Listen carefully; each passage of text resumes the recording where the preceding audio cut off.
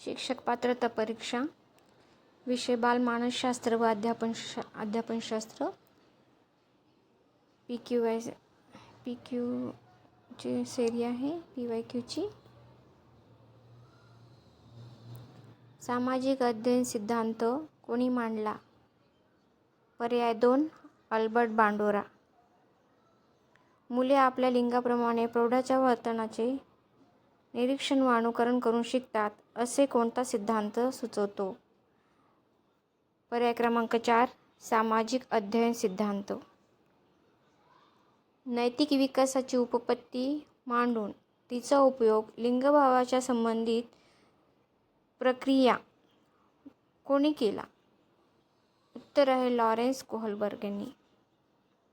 पर्याय क्रमांक ड लिंगभाव योजना सिद्धांत कोणी मांडला? सँड्रा बेम।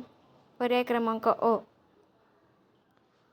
मनोविश्लेषणवादी दृष्टिकोनाचा शोध कोणी लावला? पर्याय क्रमांक 2 सिग्मंड फ्राईड।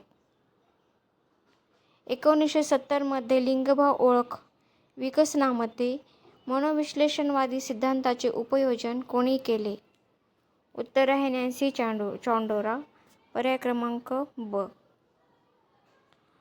कमतरता उपागम द डिफिसिएट अप्रोच या भाषिक सिद्धांतांचे संशोधन कोणी केले? उत्तर आहे रॉबिन लॉकोफ। पर्याय क्रमांक 1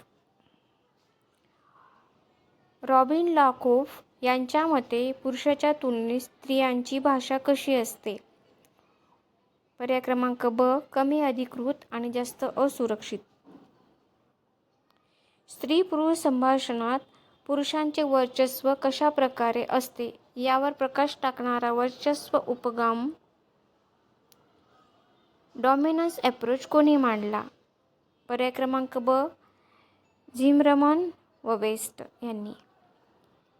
वर्चस्व उपगम सिद्धांतानुसार स्त्री पुरुष संभाषणात पुरुष साधारणपणे किती टक्के व्यत्यय आणतात? उत्तर आहे 96%। पर्याय क्रमांक क भिन्नता उपगम द डिफेन्स अप्रोच नुसार संभाषणात जास्त तडजोड कोण करते? पर्याय क्रमांक 3 स्त्रिया। धर्मातील लिंग भेदभाव सिद्धांतानुसार theory of gender difference in religion खालीलपैकी कोणते विधान सत्य आहे? स्त्रिया अधिक धार्मिक असतात। पर्याय क्रमांक ब कोणत्या सिद्धांतानुसार मुलांना चिकणमातीचा गोळा संबोधले जाते व त्यांच्या वातावरणानुसार त्यांना घडविले जाते? पर्याय क्रमांक अ सामाजिक अध्ययन सिद्धांत।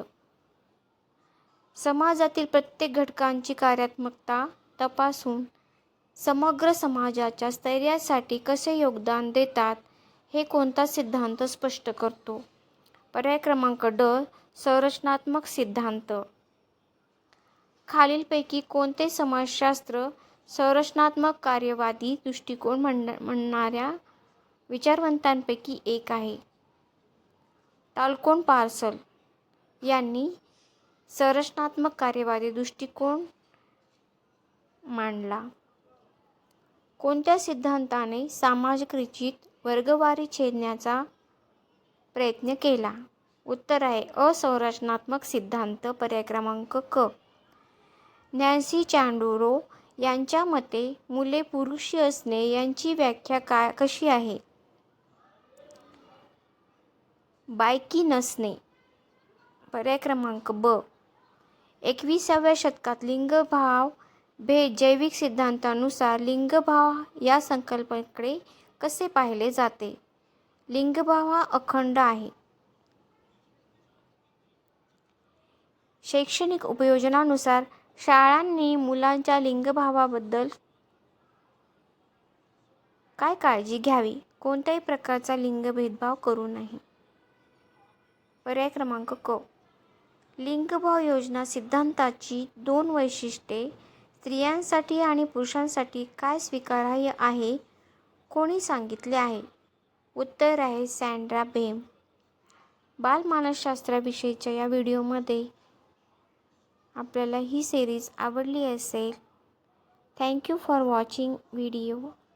जर हा व्हिडिओ आपल्याला आवडला असेल तर प्लीज लाईक आणि सबस्क्राईब करा. थँक्यू.